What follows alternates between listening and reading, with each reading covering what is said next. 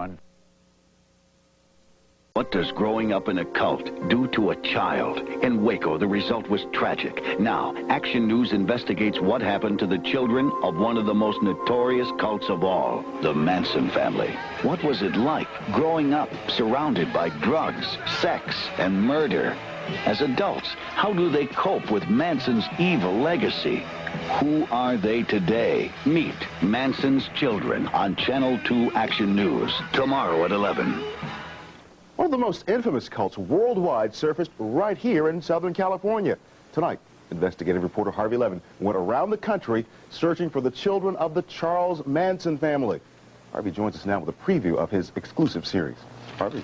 Jose, the children born and raised by this cult are now adults. It's been nearly a quarter century since Charles Manson and his followers shocked the world with their violent rampage. We wanted to find out how the children of the Manson family were affected by the deeds of their parents.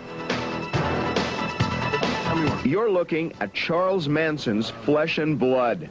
When Michael Bruner was brought into this world 25 years ago, his father's greeting was a stunning omen. As Mary Bruner gave birth, Michael's father, Charles Manson, bit through her umbilical cord with his teeth.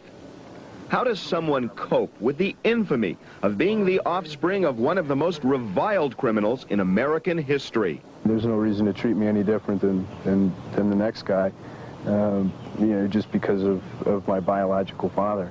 I think people do.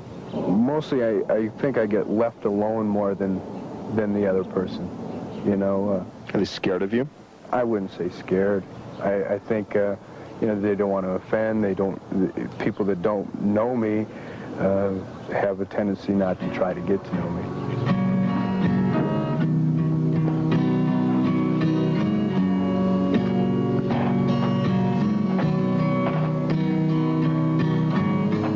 There are other Michaels who were born into the Manson family at the Spawn Ranch in Chatsworth.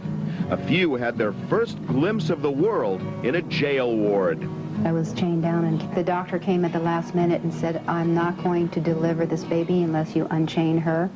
And they finally conceded they would take one leg and give me a long chain so I could move a little bit. The parents chose to join the Manson family, but the children had no choice. More than a dozen children lived with the family in its heyday at the Spawn Movie Ranch. Stories of rampant drug use among family members are legendary, but now we know this freedom of choice filtered down to the children. If a 3-year-old came up and I was taking a hit off a joint and asked me for a hit, I probably would have to let him experience it. In a strange way, Manson family members took their cue from the children. Indeed, family members say Charles Manson himself set the tone for the preeminence of children. We were taught that the children were the highest on the scale, especially male children first, then female children, then men, then women. Nonetheless, the children of the Manson family had no choice but to grow up in the shadow of a legacy that by all rights could haunt them for a lifetime.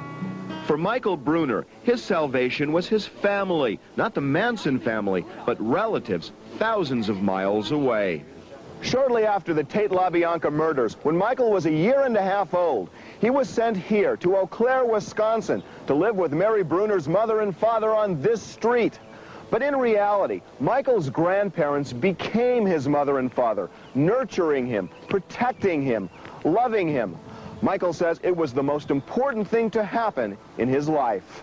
I was given a second chance. You know, I was when I was very, very young, my first chance, or my first little world got rocked, and my parents gave me a second chance, and I really appreciate it. I love them a lot for it. I really do. And how does Michael Bruner feel about his biological father? He's just somebody far, far away, and he doesn't come up. For what Charles Manson did, do you think he deserved the death penalty? I don't know. I don't have an opinion. Tomorrow we'll profile Michael Bruner, Charles Manson's son. You'll hear how he grew up. We'll tell you about the problems he had no choice but to confront. He'll talk about his own family, what he plans on telling his child about grandfather Charles, who now wants to reestablish family ties. And that's tomorrow on Action News Nightcast at 11. Jose and Penny. It'll also be interesting to find out how you found them, too. Yeah, we'll talk a little bit about that. This was not an easy task. These are not people who were seeking out publicity, but they were willing to talk with us. I'm kind of easygoing, laid back, easy to get along with. Meet Charles Manson's son. Michael Bruner has grown up wishing he had no connection to Manson and his deeds, which are now seared into the American consciousness. Bruner says he has no choice but to accept his roots and then move on. I'm sorry all of what happened. I wish things could be different, but they're not. I wish a lot of things could be different. I guess I have no control over a lot of things. I had no control over that, obviously. Michael was born 25 years ago in a Topanga Canyon shack. Family members recall Michael's mother, Mary Bruner, smoked marijuana to relieve labor pains. Even as an infant, Michael was uneasy in the presence of his father. From what I gathered, Michael did not like Charlie. Charlie would put him through his paces, trying to take all fear away from him, throwing him up in the air and hanging him and from his feet and swinging him around and making sure he had no more fear. Until he stopped crying and totally gave up, Charlie would keep it up. When Michael was a year and a half old, the Manson family shocked the world by their vicious slaughter. Mary Bruner was not involved in the Tate LaBianca murders. She was awaiting prosecution for credit card fraud. Shortly after the murders, Michael was sent to live with his maternal grandparents on this street in Eau Claire, Wisconsin. Those who know Michael best say the move was his salvation. His grandmother was extremely supportive. She worked with us closely. If he had any kind of problems, she was right there. She is really the hero here. In the early years, Michael's grandparents chose not to tell their grandson about his father or his heinous acts. When the secret was exposed, Michael was in the 3rd grade here at Arlington Heights Elementary School. Predictably, some of his classmates were cruel. Michael found notes with the words, "Your father is a murderer." That's when I did find out more about it, was when I got the notes.